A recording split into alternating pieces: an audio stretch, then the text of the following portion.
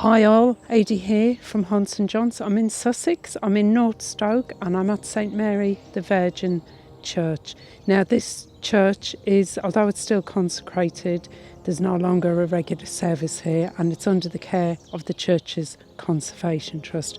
And you can always tell when it's a really old church. Can you see here? This would have been the mount for the horses. So when people would have arrived, the rich people would have arrived by horse, then they would have got off here. So we're going to go and have a look around. For many years, nobody actually knew what this church was called. The small medieval church was quite simply known as North Stoke Church. But in 2007, a document was found dated from 1275 in which the letter clearly referred to St Mary the Virgin at North Stoke, restoring a name that had been forgotten for centuries.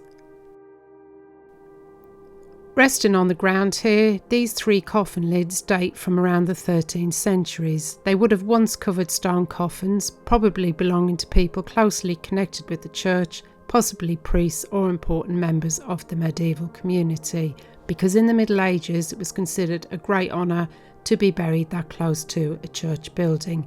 And stone coffins back then were very expensive. So although the burials themselves have long since disappeared, the lids remain as quiet reminders of the people who lived and worshipped here hundreds of years ago. The church was declared redundant in 1980, but in 1992 it was entrusted to the church's Conservation Trust, which is a national charity which protects historic churches at risk. And a church would have stood here by the time of the Domesday Book, and parts of the present structure date from the 11th century, so not long after the Norman conquest. But even more remarkably, the church escaped the heavy Victorian restorations that altered so many historic buildings. What we see today is still very close to how the church would have appeared in the Middle Ages.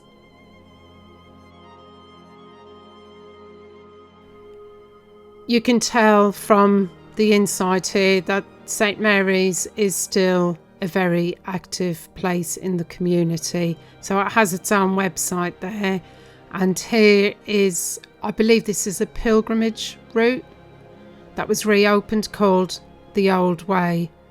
And I'm sure there's more information on their website. And over here there was some more information about the church's Conservation Trust, and you can actually hire this church for events, and that'll be on the church's Conservation Trust website. I'll pop the link down in the description below. This beautiful large stone font dates from the early 13th century and would have been used for baptisms for more than 700 years. And as always, I think about the generations of people from the surrounding countryside, the generations of families that would have begun their lives in this parish right here.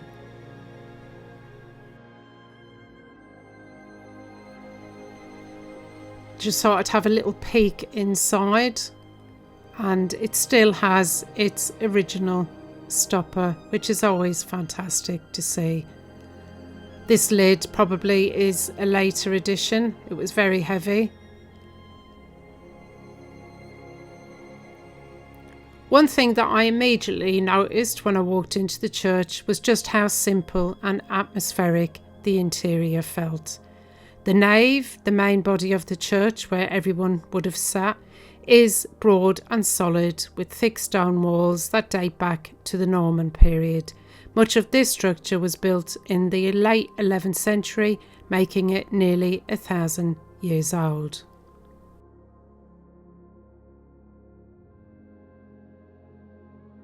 If we look closely at the stonework in here, there's a small carved detail that's very easy to miss.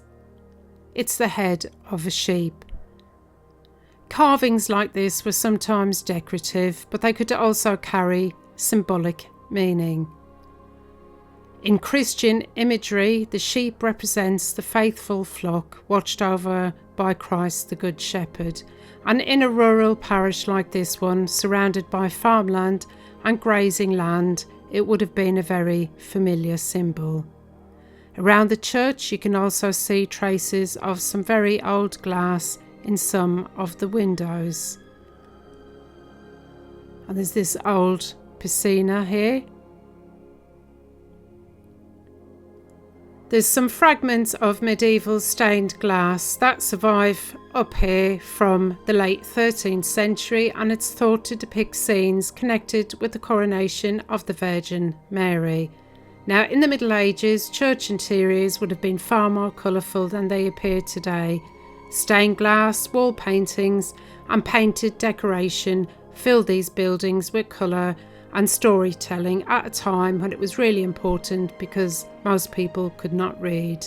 And if you look carefully at the walls near the chancel arch here, we'll see faint remains of some of the medieval wall paintings. These fragments once formed part of a much larger decorative scheme that would have covered much of the interior. Today only traces remain, and small patches of colour and pattern hint at what the church walls would have once looked like. And on the other side here, a stone corbel has been shaped into the form of a human hand. Isn't it lovely? It appears to be holding up the structure above it. It's a small but imaginative piece of medieval stonework, almost as if the hand itself is physically supporting the whole roof. Unlike many churches, St Mary's never had a large tower. Instead, the bells sit in a modest timber bellcot mounted along the ridge of the roof. Now today, sadly, the bells are no longer considered safe to ring, so they remain silent. But for centuries they would have marked the rhythms of village life, calling people to worship, celebrating weddings and tolling for funerals.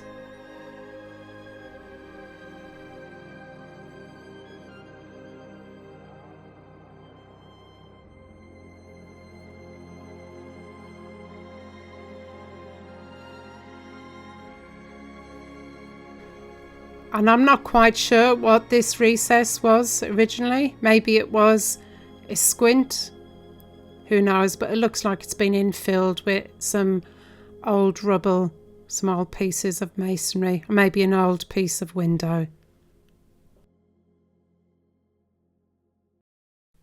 The chancel dates from the mid-13th century and reflects a shift in architectural style towards the lighter early English Gothic design. The tall, narrow lancet windows allow more light into the space, giving it a slightly more elegant feel compared with the heavier Norman nave. Standing here in the chancel, it's easy to imagine what medieval worship might have looked like. I can think of candles burning, the coloured glass casting light across the stone, and the sound of chanting filling the church.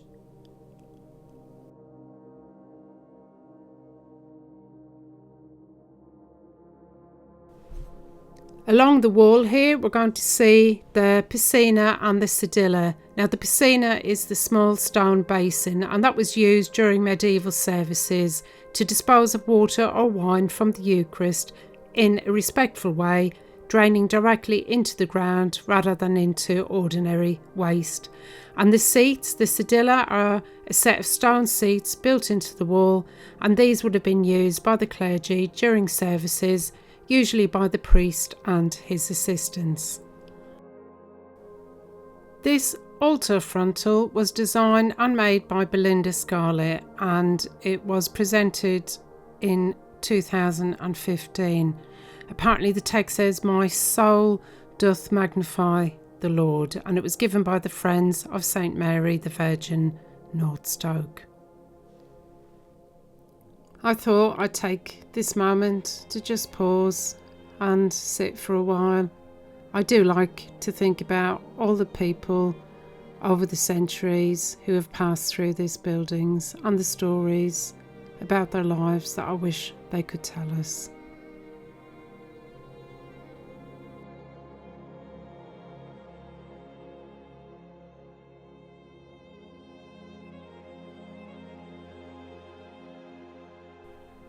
I'm now going to make my way back through the nave and towards the north door. Now this doorway is interesting because in many medieval churches, especially down here in Sussex, they're usually blocked up. Traditionally, the north side of a church was sometimes associated with darker symbolism, and these doors were occasionally sealed. Here, however, the north door still opens. And interestingly enough, because of those superstitions, not many people wanted to be buried at the north side of a church because they believed that's where the devil was. Stepping outside here, we can see something very fascinating carved into the stonework around the doorway. So scattered across the stone here, there's loads of scratched symbols known as apotropaic marks. They're sometimes also called witch marks, and these marks were carved deliberately to protect the building and the people inside from evil spirits or bad luck, and they often appear around doors, windows and fireplaces where people once believed harmful forces might enter a building. I'm just going to have a quick walk around the churchyard one last time. It's a beautifully quiet churchyard, and out here you can see it's surrounded by fields and the peaceful valley of the River Arun, and it's easy to see why this place still matters to so many. I found this lovely memorial stone, artist of this parish, glory to God for dapple things and all trades their gear and tackle and trim. Rest in peace, Elizabeth. St Mary's at Stoke isn't a grand cathedral or a famous landmark. Instead, it's something much quieter. It's a small medieval church that has survived almost unchanged for 1,000 years. And sometimes, to me, these are the most interesting places that have the most fascinating stories of all.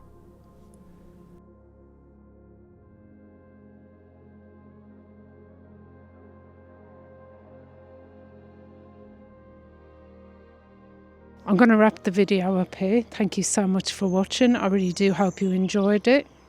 Fascinating little church. I give it 8 out of 10 spookies, as I definitely felt it was haunted, and I do appreciate that the atmosphere doesn't always come across, but trust me, spend a lot of time in churches and graveyards, and I'm going to look into it a little bit more actually on Google to see if anyone else has experienced stuff here. Anyway, if you did enjoy today's video, please do like, subscribe. You can hit a hype button underneath, which really helps the algorithm. It doesn't cost you anything, it's all for free. But if you want to help this church, I put the link to the church's conservation trust underneath, which are a charity that work to preserve these beautiful old buildings. And if you want to support my channel, there's the buy me a coffee link below. No obligation, guys, it's just people do ask me all the time if they can support the channel, so that's why I pop it in. So I shall see if the next one might be a haunt, it might be a jaunt, who knows.